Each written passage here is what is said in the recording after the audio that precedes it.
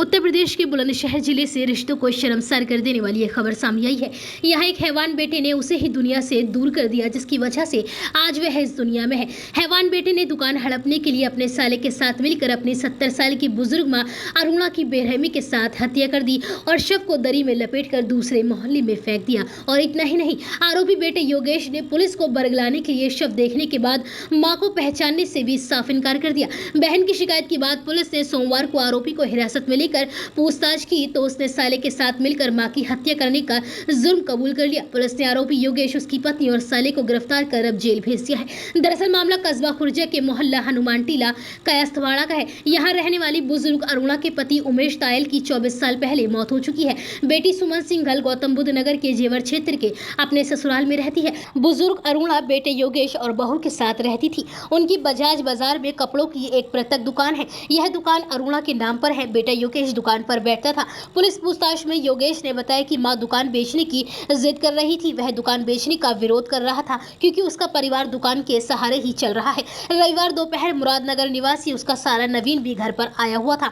इस दौरान विवाद हो गया। मां उसे डांटने लगी, तभी नवीन मां को पीटने लगा। मां ने शोर मचाया तो दोनों ने बेड पर गिराकर मां का दुपट्टे से गला घोंट दिया और घर में रखी दरी में शव को लपेटने के बाद तार से बांधकर शव को बेड के नीचे छिपा दिया। रात को शव को सिटी स्टेशन स्थित नाले या ढागर गांव में रजवाही में फेंकने का प्लान था। रात 9 बजे मोहल्ले की जैसे ही बिजली कटी, वह शव को लेकर निकल पड़े। बाजार के पास पहुंचते ही बिजली आ गई तो हड़बड़ाहट में ही वही शव फेंक कर वह घर लौट गए। रविवार रात को बजाजा बाजार के पास शव मिलने पर पहुंची पुलिस ने लोगों से शव की शिनाख्त कराई तो पता चला कि हनुमान टीला कायस्थवाड़ा की यह अरुणा है। इसके बाद पुलिस ने बेटे योगेश को बुलाया तो उसने अपनी मां को पहचानने से इनकार कर दिया। किसी को शक न हो इसके लिए वृद्ध मां की हत्या करने के बाद योगेश ने सुबह को रोजाना की तरह ही बच्चों को स्कूल भेजा। उसकी शिक्षिका पत्नी सीमा भी स्कूल चली गई और आरोपी बेटा दुकान बैठकर आराम से बैठ गया। सोमवार को बहन सुमन ने पुलिस को शिकायत देकर बताया कि उसके भाई योगेश ने अपने साले नवीन और पत्नी सीमा के साथ मिलकर मां की हत्या कर दी है।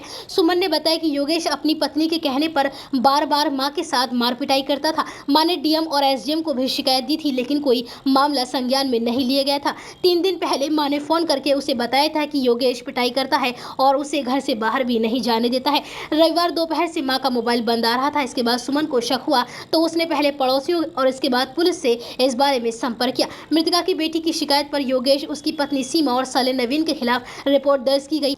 योगेश और नवीन ने अपना जुर्म कबूल कर लिया है और तीनों नामजद आरोपियों को गिरफ्तार कर जेल भेज दिया गया है।